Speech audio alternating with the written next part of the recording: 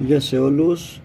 Θέλω να δείξω ένα γρήγορο tip για να αποφύγουμε ζημιές όταν κάνουμε αλλαγή αντιψυκτικού.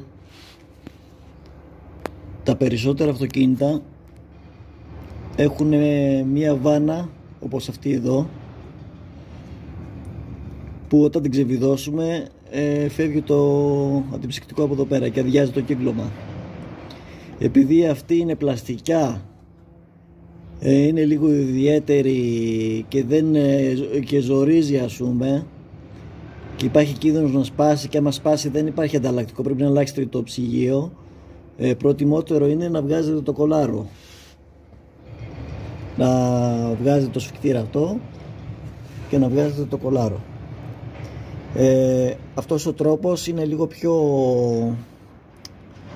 θα σας φύγουν τα νερά, ας πούμε, δεν έχετε βάλει από κάτω μια σκάφη, μπορεί να λερωθείτε, αλλά καλύτερα από το να σας σπάσει αυτό εδώ η βρυσούλα. Αυτό ήθελα να πω. Ευχαριστώ πολύ.